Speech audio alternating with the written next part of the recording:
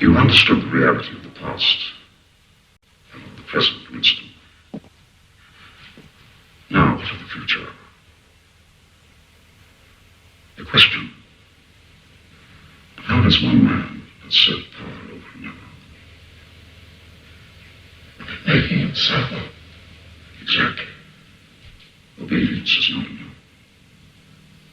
Power is inflicting pain and humiliation, otherwise you cannot be sure.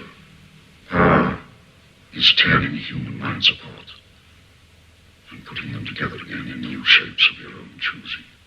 Secret Service is launching an initiative to help us identify people who may have been radicalised. Know the Signs details dozens of indicators that a friend or family member could be planning a terror attack.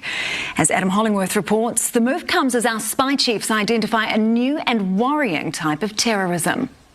Time was when the intelligence services were never seen, never heard. But now they're loudly proclaiming your country needs you to keep an eye on those you know and, if necessary, dob them in. Recognising a potential warning sign and then alerting NZSAS or police could be the vital piece in the puzzle that ultimately saves lives. To that end, they're publishing a guide called Know the Signs to help us all identify potential terrorists in our midst. To pay attention and to be alert so that if they see or hear about something that seems off, that worries them and concerns them. Listed around 50 signs, from obvious ones like writing on a weapon, as happened in Christchurch, to a person who is really developing an us versus them worldview. Authorities say they're usually closely monitoring 40 to 50 potential terrorists. These people used to be motivated by their white identity or by their faith. But in the past 6 months, a third group has emerged, those motivated by politics. And so it could be the COVID measures that the government took, or it could be other policies that are interpreted as infringing on rights. And it's what I sometimes describe as a kind of hot mess of ideologies and beliefs, fueled by conspiracy theories. The launch of the initiative Know the Signs is an indicator that the security services know that they can't do it alone. They need the help of the public. Power is not a means, it is an end. In our world, there will only be triumph and self-abasement. Everything else we shall destroy. The past is forbidden. Why? Because when we can cut man from his own past, then we can cut him from his family, his children, other men. There is no loyalty except loyalty to the party. There is no love except love of Big Brother. All competing pleasures we will destroy. If you want a vision of the future, Winston, imagine a boot stamping on a human face forever. Winston, you were thinking that my face is old and tired. But while I talk of power, I'm unable to prevent the decay of my own body. But the individual is only a cell, Winston. And the weariness of the cell is the vigor of the organism. Arden says this is how this, disinformation, which is what she said at the United Nations. So she's on board with this. This is all part of the plan. Listen.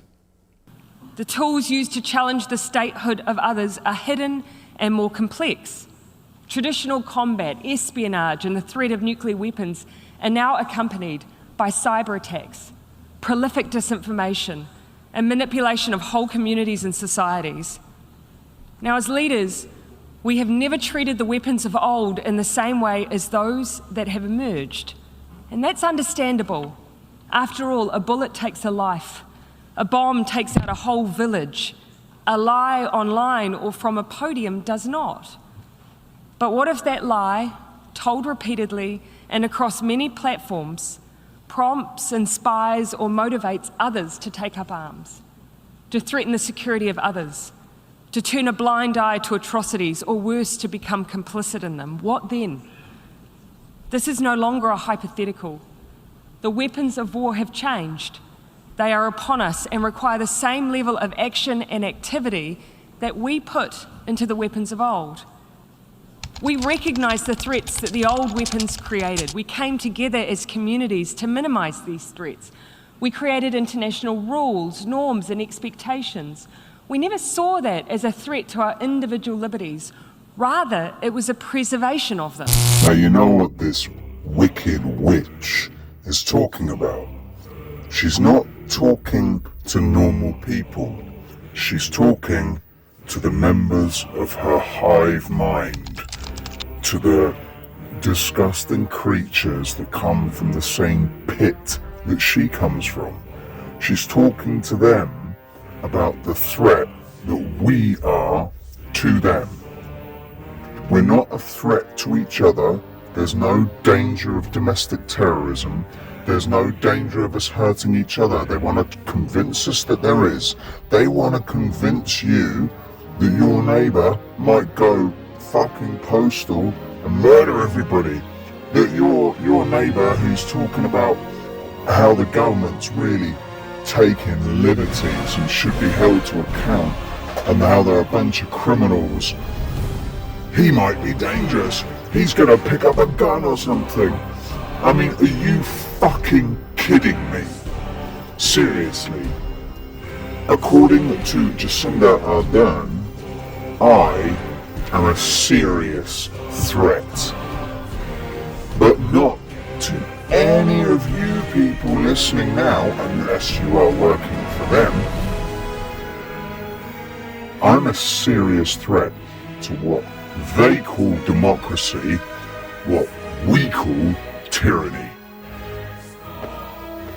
Wake up, people. The power is in your hands. It's in your perception. It's in your mind. It's in you. You are the power. And they are fucking terrified. That's why they're getting their secret police out to come out and get people to fucking spy on each other. And it is 1984 crossed with idiocracy right now. Welcome to the future. You're a thought criminal.